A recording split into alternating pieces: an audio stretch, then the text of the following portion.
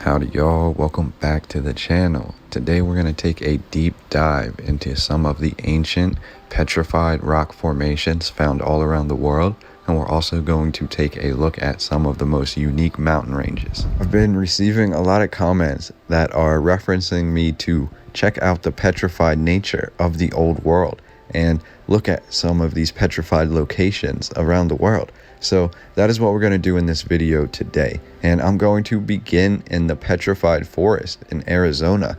They say this forest is named after the many petrified ancient trees that reside on this land, and these trees basically will not decompose, and instead they form these really amazing crystalline structures, and they have these patterns and these colors that are so unique. And they say that this land is named strictly for these petrified remains of the trees, but there are also many rock formations on this area that simply do not make a lot of sense and are also very unique and seem to have characteristics that we could lend to old world construction, but they say these are actually naturally occurring. And mainly what I want to talk about, at least in this petrified forest in Arizona, is that this petrified forest is said to have had its own Sphinx. So according to the narrative, they discovered this Sphinx when they were surveying this land for the first time. And from the research that I did, I could find that there was only 3 known photographs of this Sphinx that were ever taken, and none of them are very clear. So if you could find any more, please drop them in the comments down below, because I would be very interested to look at those. Now, you can definitely see that there was a massive sort of rock formation on this mountain or on this mound, and it's really interesting because they say that this formation was not man-made, but you can see some sort of definition to it that indicates that maybe it had a different history than what we were given. However, we'll never really know, because before this park was opened up to the public and before they let this petrified forest be a national monument, they tore down the Sphinx, or it naturally fell. They don't have it written what really happened to it, but when the park was opened, this Sphinx and the definition of this mound were no longer there.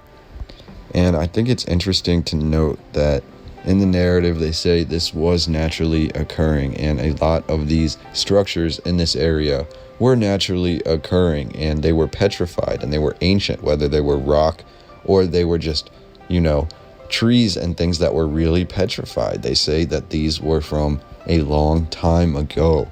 So these stood the way they were in this petrified state for many years, according to the narrative. And yet, within the few years that man came in contact with them and brought photography around, many of these structures disappeared, or they no longer stood in the way that they did when they were initially petrified or they were initially formed. So I find that to be very interesting, that they say that we didn't go in and mess around with this land, we preserved it. But at the same time, many of these structures have changed, and they say that was naturally occurring. So just interesting that for millennia before us, they stood petrified and didn't move. And then after we came in contact with them, they naturally changed. And I think that's the other interesting thing about the desert, is that we have all these mysterious and dirty deeds sort of associated with the desert. You have Sin City in Las Vegas is a desert, and Death Valley, and in movies and cinema and books, literature, you always have the desert area depicted as esoteric and mysterious, and it's always written that there are hidden treasures in the desert. And I think that's a concept that's worth uncovering and unpacking, because a lot of the old world cities and structures that we find, many of them are buried in different sort of sand and mud and other things that could be considered deserted and barren.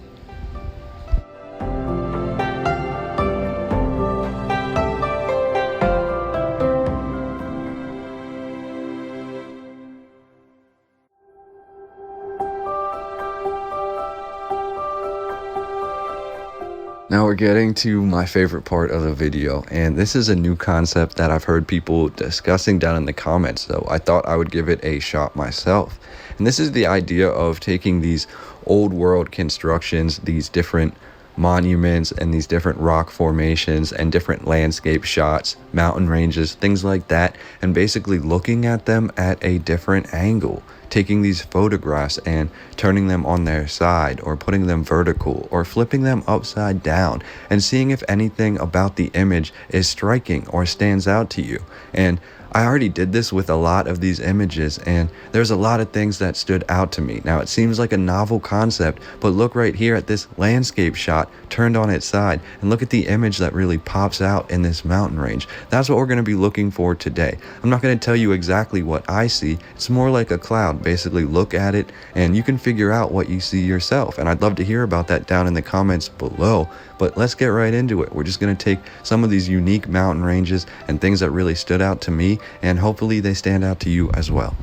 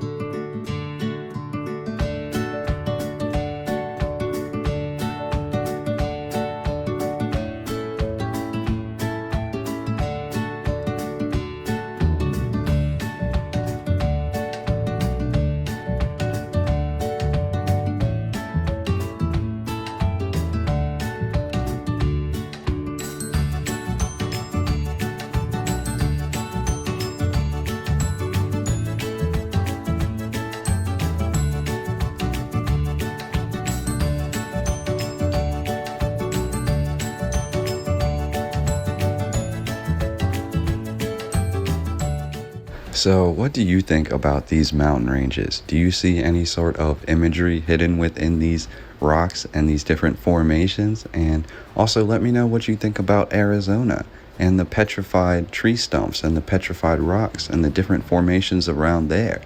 Do you think this is all naturally occurring, these formations and these rock faces? Or do you think this is a sort of hidden history that we haven't really scratched the surface of quite yet?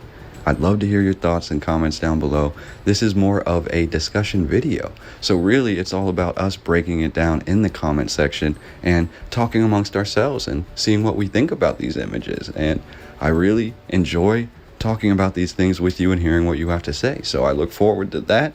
And we're at like 6.5K subscribers. So this family of ours is growing. So from me to you, I really appreciate you being here, and I will talk to you on the next video.